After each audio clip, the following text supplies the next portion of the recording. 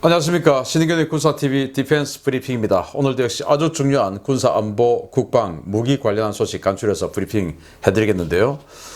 중국이 지금 해군력을 어마어마하게 증강시키고 있는 가운데 지금 여러 가지 클래스의 군함들을 마구마구 그냥 복사하듯이 찍어내고 있죠. 그런 과정에서 중국이 냉전 이후에 가졌던 아주 자기네들의 기함격으로 한동안 활약을 했던 항저우급, 바로 소련으로부터 도입을 했던 그 소브로멘니급이죠. 그 내척을 최신형으로 개량을 했는데 그 모습 한번 보여주면서 설명해 드리겠습니다. 중국이 러시아에서 내척을 구입한 소브로멘니급 구축함, 일명 항저우급이 중국산 장비로 대대적인 개장 공사를 마치는 작업을 거의 마무리했다는 소식입니다. 중국이 저우산 군도의 조선소에서 항저우급 구축함 푸저우함 개조 공사를 거의 마무리했으며, 이로써 중국 해군의 항저우급 구축함 내척 모두가 중국산 무장으로 환골 탈퇴했다고 중국 현지 오신트 정보통이 3월 27일 리포트했습니다. 저우산 군도에서 지난 주말 촬영된 사진은 푸저우함의 개조 공사가 거의 마무리된 것을 보여주고 있는데요. 기존의 러시아제 무기를 거의 다 드러내고 중국산 무장과 레이더를 새로 장착한 모습이 식별되고 있습니다. 중국은 기존의 SSN-22 썬번 초음속 대함미사일을 제거하고 여기에 사거리 400km급의 자국산 YJ-12 초음속 함대함 미사일을 설치하고 기존의 슈틸 함대공 미사일 시스템 대신 단거리용의 HHQ-10 함대공 미사일, 또 중거리용의 HHQ-16 미사일, 수직발사관 32세를 설치했습니다. 이를 위해 레이더와 사격 통제 시스템 역시 기존의 장비들을 드러내고 054A급에 적용된 장비를 적용했는데요. 이번 개량을 통해 항저우급은 이지스함에 준하는 다목표 동시 교전 능력을 확보했다는 평가를 받고 있습니다.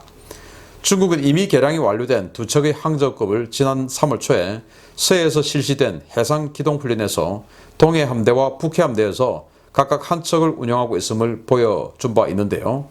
도입한 지 30여 년이 되어가는 이 낡은 구축함을 대대적인 개조를 통해 다시 1선급 전투함으로 개조하는 모습, 한국 해군도 보고 배울 필요가 있을 것 같습니다.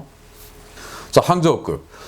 소련이 망하기 전에 만들었던 방공함이죠. 소브로멘니급 구축함. 소련은 이제 여러 가지 클래스의 전투함들을 만들었어요. 슬라바급 순양함, 그리고 소브레니급 구축함, 이건 이제 방공함이고, 그리고 우달로이급 구축함은 대잠 구축함이고, 이런 식으로 이제 여러 가지 클래스를 만들었는데, 방공함 역할을 하던 소브로멘니, 30년 전에 방공함이었지만 지금은 이제 너무나 구식 전투함이 되었죠. 그리고 이미 30년이 되었으니까 많은 사람들의 예상을 중국이 저걸 퇴역시키지 않을까. 왜냐, 지금 중국 조선업계 살리기 위해서 군함을 마구마구 찍어내고 있으니까. 그랬는데 중국이 의외로 이 소브로멘니급 구축함 내척, 항저우급 내척을 대대적으로 개량을 했어요. 그래서 중국제 무장들을 탑재하기 시작했는데, 여기 보시면 그 기존에 가지고 있던 무장들에서 중국제로 변환된 게 많이 보이는데요. 좀 더 자세하게 보자면, 여기 지금 이 함포 뒤에 뭔가 우리 한국 해군의 램 같은 이런 게 보입니다. 이게 이제 HHQ-10인데 램을 짝퉁으로 만든 거예요. 원래 이제 이런 게 없었는데 이걸 지금 달았고, 그리고 여기다가 수직발사관 설치해서 HQ-16을 여기다 얹었습니다. 그러면서 이 HQ-16이 마지막에 종말 단계에서 액티브 레이더로 이제 작동을 하기 때문에 끝까지 이제 타겟팅을 안 해줘도 됩니다. 찍어주지 않아도 돼요. 조사기로. 그래서 이론상으로는 다목표 동시 교전 능력이 10개입니다. 그러니까 우리 이지스함에 준하는 그런 방공 능력을 가지고 있다라고 설명할 수도 있죠. 최대 사거리는 40km. 그러니까 미국의 ESSM, 한국의 MSM 이런 거하고 비견할 수가 있죠. 그리고 소브로멘급 구축함의 핵심 무장이었던 썬번, 이 썬번 초음속 미사일이 마하 2.5에 250km를 날아가는 강력한 함대함 미사일이었는데, 이게 이제 30년이 지나니까 지금은 이제 초음속 시대가 보편화되고 사거리가 요즘 나오는 초음속 미사일보다는 좀 짧죠. 250km니까. 그래서 여기에 아주 굵직한 원통형이었던 그 썬번 미사일을 제거하고 중국제 YJ-12 초음속이면 속도도 막 2.5에서 3 그렇게 비슷해요. 썬번하고 비슷하면서 사거리는 400km로 연장된 이 YJ-12를 4발씩 해서 양쪽에 해서 총 8발을 장착을 하는 이런 개량을 거쳤어요. 그래서 공격력 아주 강화시켰고 이 방어력도 이런 식으로 이제 중국제 무장들을 HHQ-10, HHQ-16 이런 것들을 장착해서 요격 능력도 강화시켰고 이제 이렇게 했는데 그런데 여기에서 보듯이 원래 소련에서는 방공함이었는데 지금 이제 최대 사거리가 HHQ-16 같은 경우도 40km에 불과하기 때문에 이거는 이제 함대 방공용으로 쓰기는 어렵죠. 사거리가 짧으니까 함대 방공용으로 쓰려면 이제 HQ-9 같은 한 150km 방공되는 이런 미사일을 넣을 텐데 그래서 40km짜리 방공 미사일을 넣었다고 하는 것은 이제 함대 방공은 아니고 자함 방공하면서 공격력 위주로 가는 이제 초음속 미사일 달고 그래서 적의 공격 함대를 공격하는 그런 이제 공격 용도로 쓴다. 또 요격은 뭐 자기 것만 막아라. 이제 이런 2성급 군함으로 쓰겠다는 겁니다. 저는 여기에서 말씀드리고 싶은 것은 이 항저우급하고 비슷한 연령이 우리 한국 해군에서는 광개토 대왕급이 있죠. 3척. 그 광개토 대왕급은 이 항저우급보다 나이로 치면 한 5살 더 젊어요. 그런데 우리 광개토 대왕급보다 5살 정도 더 많은 이 항저우급은 대대적인 개량을 통해서 앞으로도 상당 기간 더 쓰겠다는 개량을 했습니다. 지금 개량했으니까 앞으로 1, 20년 더 쓸 수 있겠죠. 그런데 우리 광개토 대왕함 아마도 제가 예견컨대 곧 광개토 대왕함 후속 작업해야 된다라는 선언을 해군에서 할 거예요. 왜냐? 밑도 끝도 없이 30년 쓰면 교체해야 된다 이겁니다. 그건 과거 2차 대전 시기의 일이고 요새 군함들 미국도 40년씩 50년씩 씁니다. 그런데 우리 해군은 밑도 끝도 없이 그냥 30년 그대로 지키고 있어요. 그래서 그런 우리 해군이 우리 국가 예산을 좀 소중하게 썼으면 좋겠다. 그래서 우리 광개토 대왕급 광개토 대왕함, 양만추남, 을지문덕함 이렇게 3척이 있는데 이거 30년 됐다고 해서 또는 많이 써줘서 우리 35년 써서 더 이상 쓸 수 없어요. 가보면 쌩쌩합니다. 그래서 이런 식으로 완전히 21세기형으로 베이스는 놔두고 개조를 해서 쓸 수 있는 그런 해군이 되었으면 좋겠다라는 차원에서 이 소식 알려드립니다.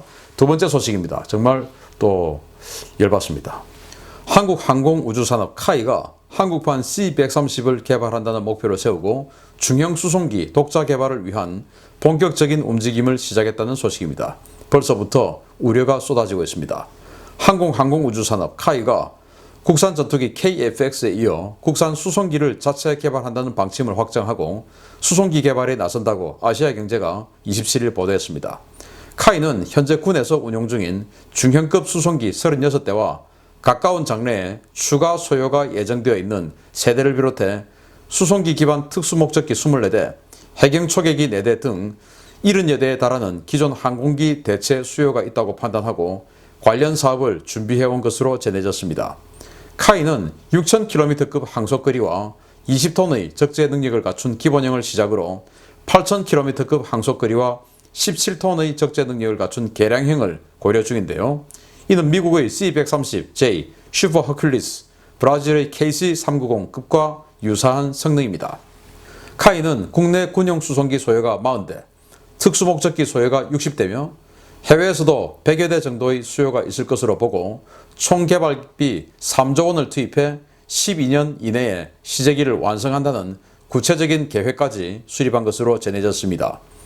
이 수송기는 대량 생산된 세계적인 베스트셀러 C-130J의 1억 달러, 1,100억 원보다 싼 800억 원 수준의 가격으로 양산될 수 있다는 것이 카이 측의 주장인데요.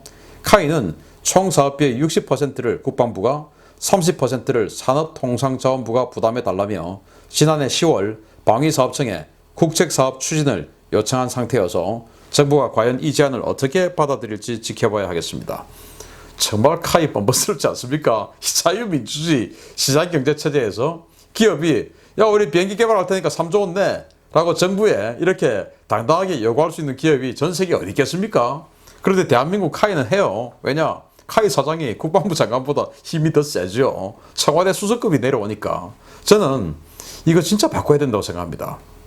자, 여러분들, 야, 카이가 국산 수송기 개발한데 멋있다 라고 생각하십니까? 만약에 그런 생각을 가지고 계신다면 이건 자본주의하고는 조금 다른 생각인 것 같습니다. 자본주의는요, 비교의 경제입니다. 그래서 글로벌 시대 아닙니까? 그러면은 우리가 IT가 강해. 그러면 우리는 IT로서 전 세계 시장을 석권하고, 그 대신 우리가 약한 것은 그것을 가지고 다른 데서 끌어와서 보충하고, 이런 식으로 해나가는 겁니다. A에서 Z까지 모든 것을 자체적으로 해결하는 게 뭡니까? 그게 바로 공산주의 자립경제체제입니다. 그렇게 할 수 없죠. 그런데 카이는 하겠답니다. 왜냐? 세니까. 그래서 야, 우리가 수송기 개발한다고 멋있어. 천만의 말씀입니다. 자, 그러면서 우리 이 한국 시장 뭐 좋습니다. 뭐 한국 시장 뭐 그 군인들 이 공군 초대백 가면 할 수 있습니다. 그리고 해경 초대백 가면 할 수 있어요. 세니까 여기는. 그런데 밑도 끝도 없이 해외에서 100대, 아니 누가 해외에서 우리 카이 걸 이걸 100대 삽니까? 지금 이 C130 허큘리스 얼마나 지금 베스트셀러인데, 지금 이 C130J 이게 지금 전 세계적으로 한 300대 팔렸어요. C130J를 이길 수 있을 것 같습니까? 후속 군수 지원, 그리고 외교적인 또 부가 서비스, 이런 걸 당할 수 있습니까? 상대가 안 되죠. 그러면 가격에서는 브라질 뭐 후진국인데 천만의 말씀입니다. 브라질 국토가 넓다 보니까 항공산업은 우리보다 훨씬 더 선진국이에요. 그 브라질이 지금 만들고 있는 KC390, 이게 다 비슷한 클래스인데 이게 가격을 5천만 달러 지금 예상하고 있습니다. 그런데 지금 우리는 7천만 달러 이상. 그것도 예상입니다. 개발비 빼고. 그럼 브라질에게 이길 수 있습니까? 가격 경쟁력으로. 그리고 나머지 성능 모든 것들은 미국의 C130J 이길 수 있습니까? 프랑스도, 그 항공선지국 프랑스도 특수전 또 수송기는 전부 다 이 C130 따로 자기네들이 A400을 쓰면서도, 만들었으면서도 이걸 수입해서 쓰는데 우리가 이걸 이긴다고요? 이렇게 뭐 국내 수요를 자기네들이 마음대로 가져가서 대한민국 국방부, 군의 전력을 갉아먹는 행위, 정말 참 저는 그 안타깝게 생각하는데, 그런 행위를 하기 위해서, 국민들을 속이기 위해서 뭐 해외 뭐 800대 분량의 뭐 T50 개발하면서 그랬지 않습니까? 800대 팔았습니까? 이제 T50 끝났어요. 지금 이제는 T7 나오는 바람에 끝났어요. 자, 이것도 해외에 100대 수요가 있다. 뭐 말이 되는 소리입니까 이게? 100대가 아니라 10대라도 팔 수 있겠습니까? 다른 나라에? 이런 거짓말을 하는 카이, 저는 그냥 빨리 카이는 민영화시켜서 정말 우수한 품질을 내놓고 그렇게 해서 품질로 승부하는 기업이 스스로 되기를 좀 바라고요. 정말로 국가의 비호를 받으면서 성장하고 싶다면 이렇게 레드오션은 이런 시장 말고 그냥 우리 군대 초대백 가서 쓰는 거, 이런 거 말고 정말 한 단계 더 도약한 무인기 시장, 이런 곳으로 좀 뻗쳐나갔으면 좋겠다. 왜 이런 레드오션에 자꾸 발을 들이미냐. 블루오션에 좀 가라 이겁니다. 실력 안 되면 회사 접고요. 마치겠습니다. 감사합니다.